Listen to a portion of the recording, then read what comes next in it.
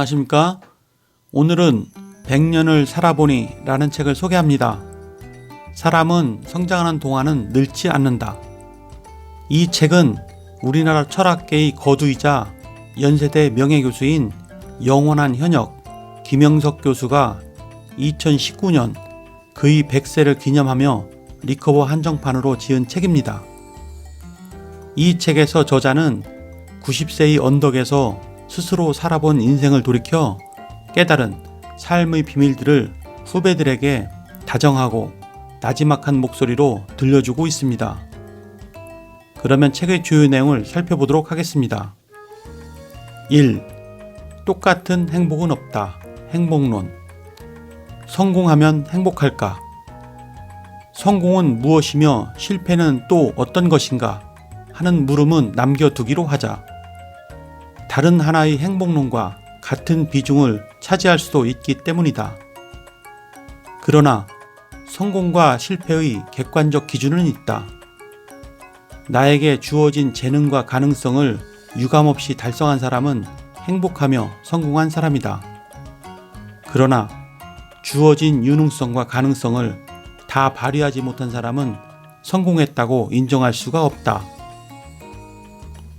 60의 유능성을 타고난 사람이 65나 70의 결실을 거두었다면 성공한 사람이다. 그러나 90의 가능성이 주어졌음에도 불구하고 70의 결과에 머물렀다면 실패한 사람이다.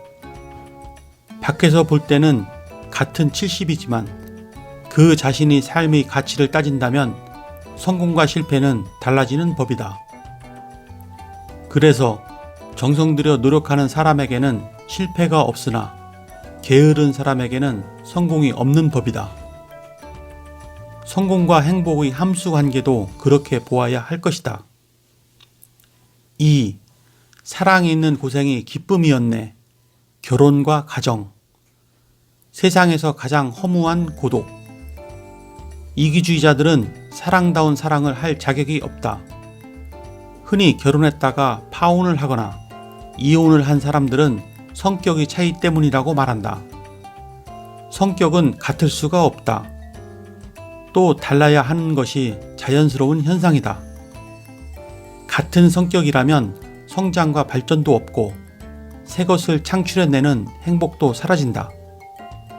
달라서 더 귀하고 행복한 것이다. 그런 것은 성격의 차이가 아니다.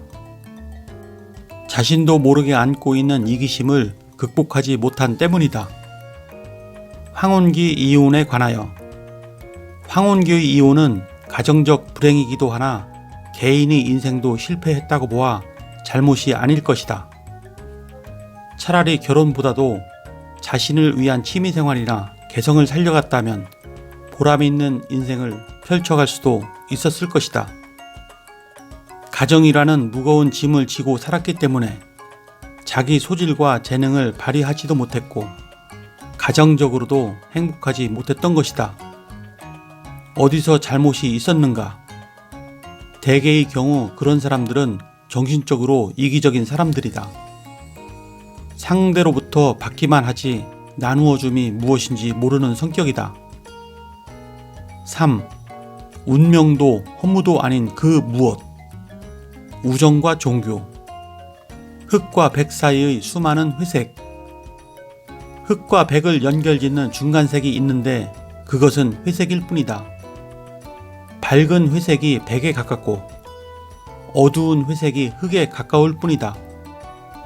마찬가지로 우리들의 삶의 현실 속에는 백과 흑이 존재하지 못한다. 오로지 밝거나 짙은 회색이 있을 뿐이다. 그런데 우리 선조들은 가장 나쁘게 평가하는 것이 회색 분자이다. 그것은 원리적으로는 악이 되고 논리적으로는 거짓이 된다. 그렇다고 회색을 모두 배제한다면 어떻게 되는가? 삶의 현실은 내팽개쳐지게 된다. 그러니까 흑백 논리를 갖고 싸우는 동안에 인간과 사회는 버림받거나 병들게 되는 것이다. 개인이나 지도자를 평가할 때도 그렇다. 비교적 선한 사람과 정도에 따라 악한 사람이 있을 뿐이다. 한 점의 흠도 없는 사람이나 지도자는 없다. 개선할 여지가 전무한 악한 사람도 없는 것이 현실이다. 그럼에도 불구하고 부분적인 단점을 발견하고는 더 많은 장점이 있는 사람을 배척한다.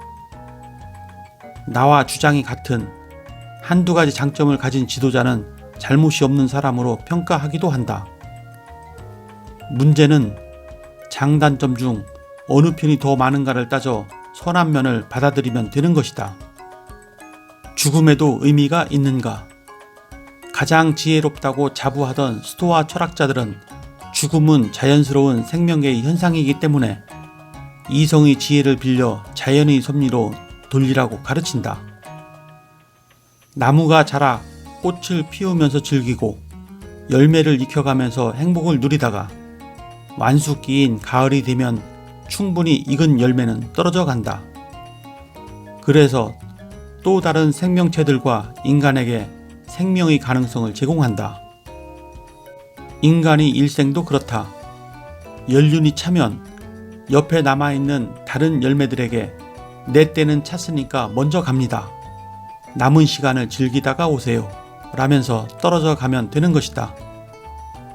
인간은 생명에 대한 지나친 욕심 때문에 죽음에 대한 공포와 불안을 느끼며 절망에 빠져 불행과 고통을 스스로 만들어 간다. 4. 무엇을 남기고 갈 것인가? 돈과 성공, 명예. 그는 왜 성공하지 못했는가? 우리는 한때 소통이 안 되는 사회와 소통을 못하는 리더십을 걱정하기도 했다. 생각해보면 소통의 방법이 더욱 중요하다. 대화가 없으면 소통이 불가능하기 때문이다. 또한 대화도 중요하지만 열린 마음의 자세가 있어야 한다. 그런 준비가 없으면 대화가 토론이 되고 토론이 마침내는 투쟁으로 번지기도 한다. 무엇을 위해 살 것인가? 어떤 사람이 보람 있는 인생의 선택을 했을까? 다시 태어나도 나는 지금 하고 있는 일을 하겠다는 신념이 있다면 그가 최선의 인생을 산 것이 아닐까 싶다.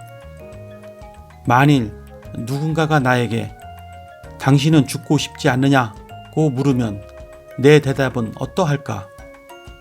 지금은 죽고 싶지 않다. 그러나 때가 오면 죽어야 할 것으로 안다고 대답할 것 같다.